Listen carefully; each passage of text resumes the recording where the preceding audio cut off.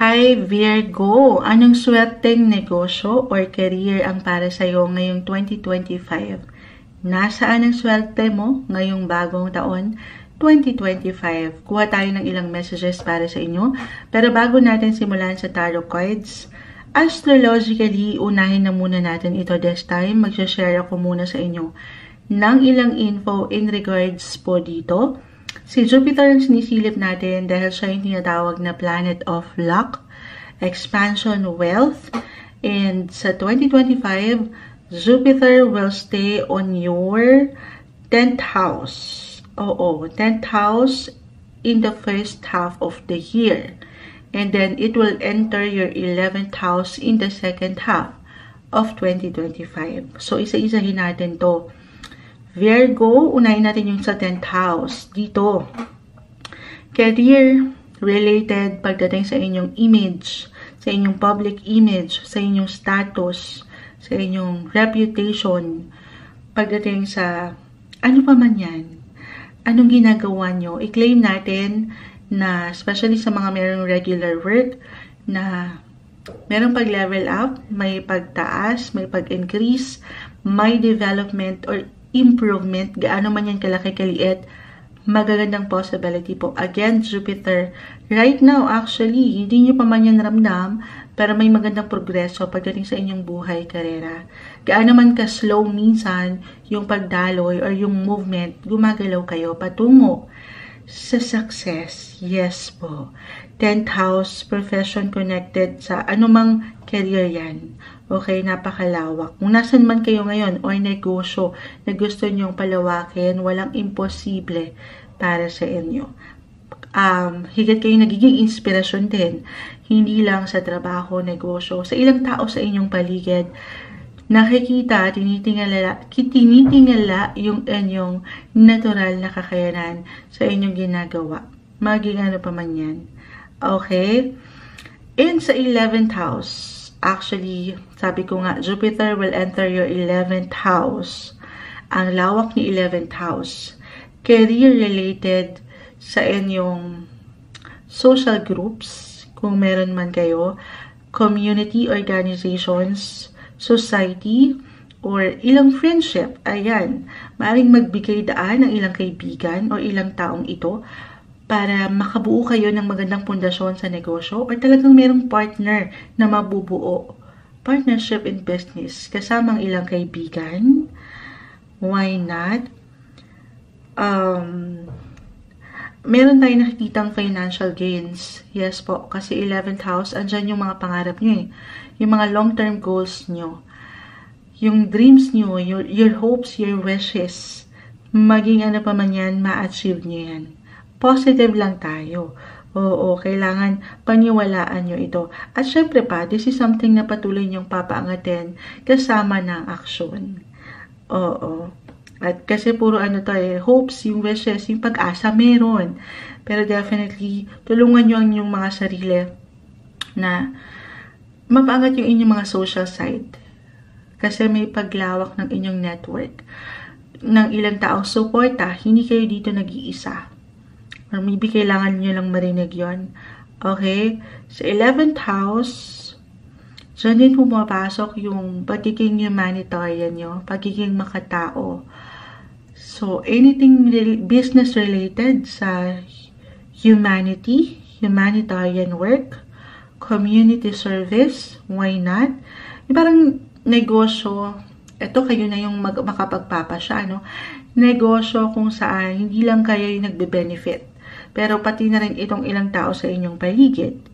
Okay? Why not? A social worker. Para sa ilan na nag-iisip ng kurso or gustong gawin pa sa buhay, pwede rin po connected sa inyong mga kaibigan as I've mentioned, or working on a team. This is something, sa 11th house kasi kailangan nag-show up kayo. Okay? I mean, papakita nyo, isa-showcase nyo yan, yung mga gusto nyo pang gawin. Kasi dito, hindi imposible na makakakuha kayo ng tamang support, even sa mga strangers. You will meet the right people at the right time kung pahihintulutan nyo lang. Ang laban, bakit ang laban? Ang lawak ng 11th house. Pero definitely may something luck dyan. Positive potential po. Meron kayong ma-achieve. Manifestation is the key sa 11th house. So, ipahayag nyo na yan, tanggapin nyo, i-claim na yung mga gusto nyo pang marating in life when it comes to business. Or, sa mas practical, sa aking ilang na-mention, baka meron nang nag-pop up sa inyong mga isipan dyan na napag-usapan nyo, magkakaibigan, o yung mga natural sa inyo, sa grupo, ayan, yung mga pinapatakbo nyo together, kahit sa mga simpleng ideya lang, why not, ilaban nyo yun as a business. Ang lawak kasi ng pwedeng iparating ng baraha, pero dito yung service nyo, umaangat din talaga. Yung service na galing sa inyong mga puso, yung pagiging makatao. Yes po. Or pagdating sa teaching, why not? Sa pagtuturo. Lalo pa kung meron na kayong ilang napagdaanan din sa inyong mga buhay-buhay. Kung baga pinatatag na rin kayo ng panahon. Maaaring ma-share nyo ito sa inyong mga community, social groups as I've mentioned. Ayan ang umaangat. Okay? So, kung meron kayong negosyo, maaaring makatulong sa pagtatanong. Why not? Gamitin nyo ang inyong mga boses din. Magtanong sa ilang taong malapit sa inyo kung okay ba to, kamusta ba to.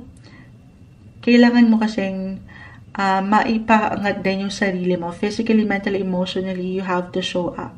Para ma-showcase mo yung negosyong ito. Hindi ka nag-iisa. Kung baga, huwag mong ilaban itong mag-isa. May ilang suporta. Kahit sa simpleng pagpapayo, sabi ko nga. Kuha tayo ng ilang messages para sa inyo. Virgo. Anong kailangan marinig ng mga Virgo? Mula dito sa ating ilang napag-usapan. Message. Guidance po para sa mga Virgo. Negosyo, luck, sa trabaho, 2025. Trabaho, career, guidance po para sa mga taong ito.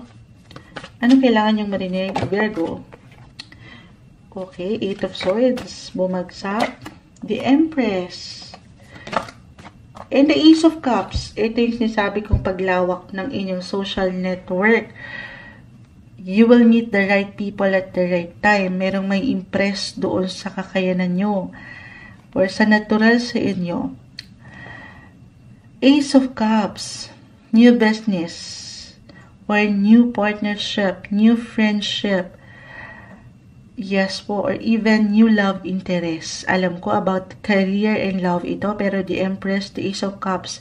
Anything love opportunity. Why not kung kayo may mga especially nasa isang relasyon or may asawa na. Para sa ilan sa inyo, just only take what resonate.